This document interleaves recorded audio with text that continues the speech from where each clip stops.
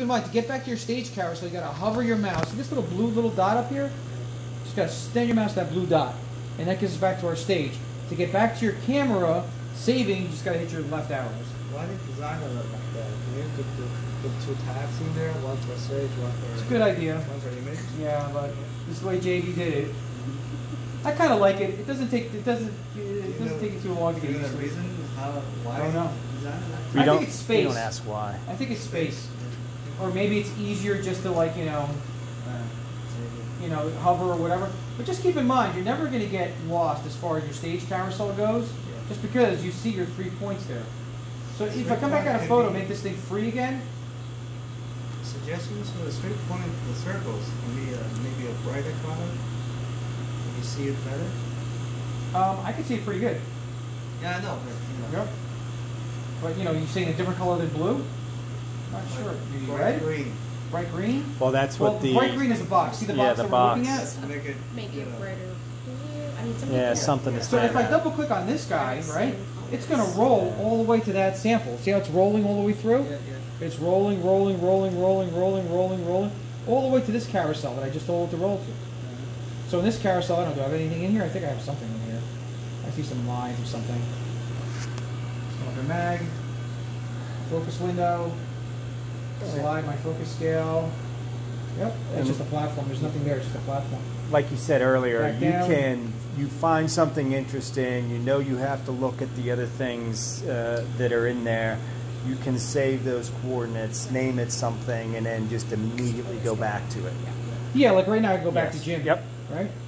So Jim's there, I just go. Yeah, if you want to compare spots on So two it's going different right back to samples that that are in first there, coordinate that I it goes picked. right back to, so there's no fishing around to say, where was that piece, where was it? Yep, right back to that same coordinate. You have to retouch up the focusing, so just hover over the focus and just run your That's mouse what we pointer. love about this. It seems like Or- everything here was developed for productivity. And Or if just it's taking too long, just left click on it and just use your slider. Of course. Yep. Use your red slider. is fine. Blue is coarse. Yep. Click on that guy, pull him up. So depending on right click or left click is whether you pull up the red or the blue arrow for coarse or fine focus.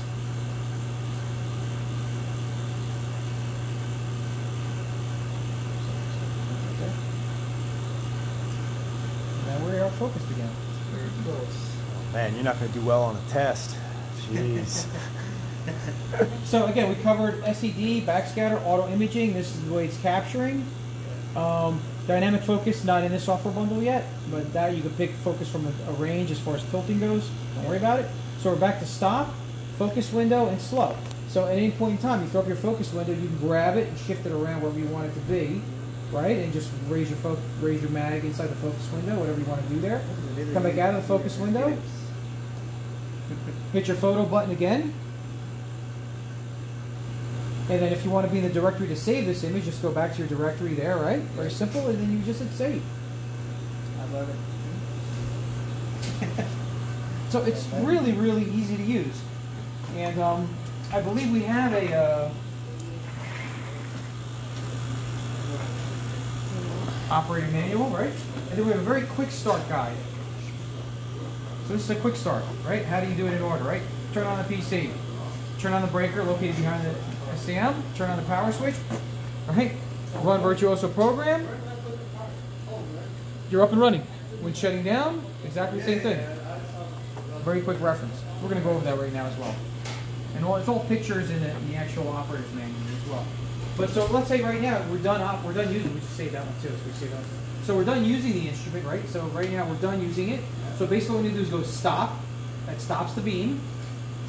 Hit X, kills the program.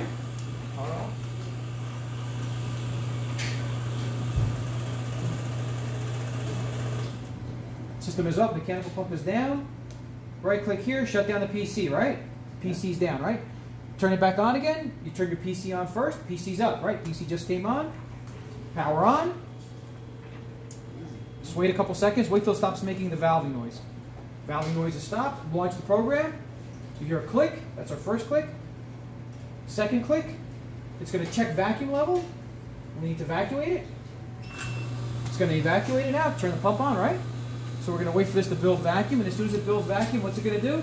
The run light's going to come on. As soon as I hit the run light, we're going to be up and running. So this is going to continuously get better, better, better, better, until eventually, okay, we're green.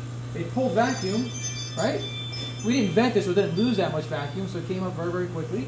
So now all we do is run. We want to run this thing, right? All right, so let's run it. So now we're running it. Beam's going to come on. There's our beam. The imaging unit came back into focus. It's unbelievable, right? So we come back up and just touch up our focal point just a little bit. Like there, right? And we take a photo. We're operational again in a matter of seconds. Too bad the only cool stage they have only cools down to -20. Only cools down to -20. Oh. Now we're seeing look at the cold sample. So if you guys want to change samples now, let's say you have a different sample you want to look at, right? Yeah. So all you have to do is come back at a photo, live screen. We need to tell beam to stop because we can't vent. We can't do anything. Beam's got to stop. Beam is off. Now we can vent. So it's going to kill the pump. That clicking noise. That's valves closing. No, that's Right now, all right, so it's opening the vent valve, but it's doing it slightly. It's opening up, closing, open, close. It's protecting the turbo. Open, close, and then eventually after like the 6th or 7th one, it's going to stay open, and it's going to give you a vent.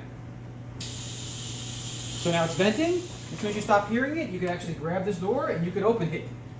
And there's our sample carousel. So it has a tilting. So tilting would be, you just physically, you're going to grab it and you're going to tilt it, right? Yeah. And you can see the angle 0, 10, right? So whatever Okay, angle you want. all the way to Tilt it all the way to, you know, Probably 90. Can't even look at the sample now. Let's take a look at this. See now. Okay, so we're going to take a look at that. All right, so before we do that though, Yeah. because we tilted it, we want to make sure that it's not going to hit anything, Yeah. right? So just to protect it, just very quick, what I'm going to do is I'm going to lower Z a little bit. I'm just going to tell Z to go to 15. See that? Okay. So Z just went down to 15. You heard the stage go, Yeah. right? It lowered itself. So now I'm just going to, because tilting threw that one edge up on us, you know what I'm Yes. saying? So we always got to be a little cognizant, right? So we tilted it, close the door, and it waits about a couple of minutes for that turbo to finally get safe. So we can't evacuate, so we have to wait. It's a couple minute wait in between venting. It vents immediately, but then we have to wait a couple minutes. How long?